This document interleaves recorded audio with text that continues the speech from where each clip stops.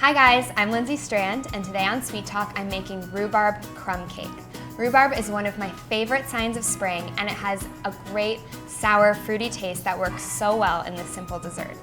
So here I have 8 ounces of rhubarb. If you've never seen it before, it looks a little bit like a pink celery stalk.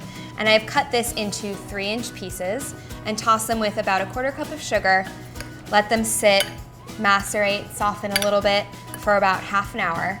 And now that they are nice and juicy, I'm going to strain this out. We're gonna hang on to the rhubarb syrup to keep for our whipped cream. And then I can just set that aside for now. So I'll start with my streusel crumb topping for the crumb cake. I'm gonna start with 1/2 cup of all-purpose flour, 1/2 cup of light brown sugar. This gives it that nice caramelly taste. 4 tablespoons of cold unsalted butter, and a 1/4 teaspoon of kosher salt. Now, some people use a pastry cutter. I'm just gonna mix this together with my hands. Get the butter nice and coated. You wanna use cold butter for this so that you keep some nice big chunks of crumble topping.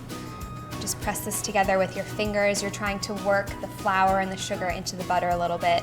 Make those nice big crumbs that are so delicious and sugary. All right, this is looking about good. You can see it's kind of clumping together in my hands.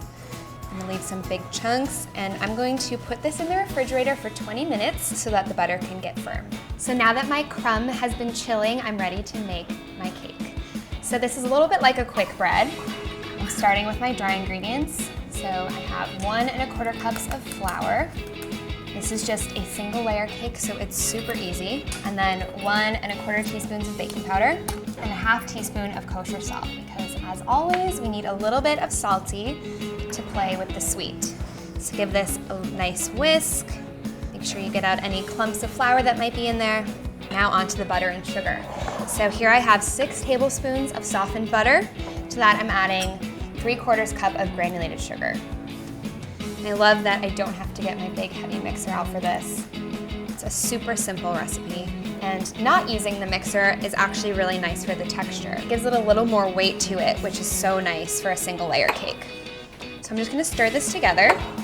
To start, it kind of helps to mash the sugar into the butter a little bit.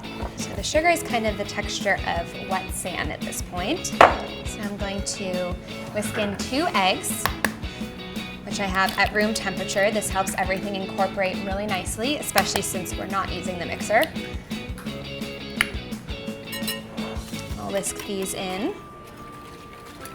Whisk until it's smooth.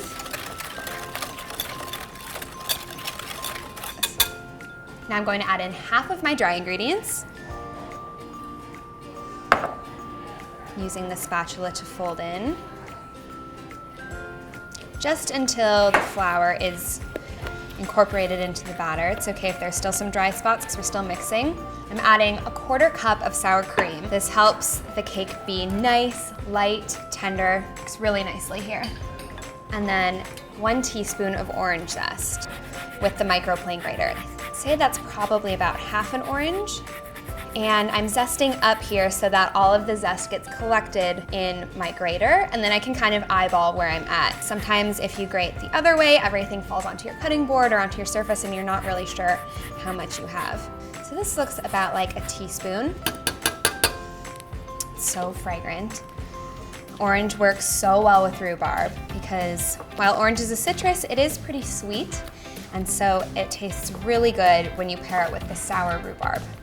Now I will add my remaining dry ingredients.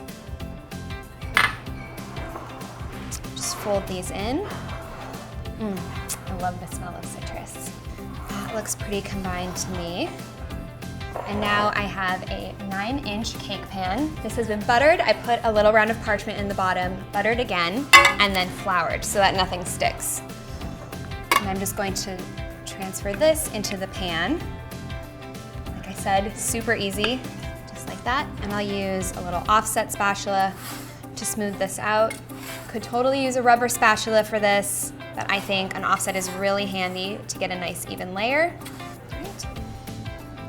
And now I'm ready to add my topping. So I'm starting with 1/2 of the crumble mixture. Sprinkle that around the cake batter. Now I'm going to use my rhubarb pieces and just press these down lightly into the batter. It's funny, in some places rhubarb really grows like a weed. I'm from the Midwest and it is everywhere. People can pick it up from the side of the highway, but then other places you kind of have to find it specially. You have to go to the farmer's market, maybe a specialty grocer, but it's really worth seeking out if you can. So you could scatter these kind of randomly. I'm making a bit of a pattern here, just I think it's so pretty when they're all lined up. And now I'm going to crumble the remaining half over the top of the rhubarb. It may seem like a lot, but it bakes a little bit into the cake. And who doesn't love a lot of crumb topping? I think that's everyone's favorite part. And now this is ready to go in the oven. It's a 350-degree oven for 40 to 45 minutes until the edges start pulling away from the pan.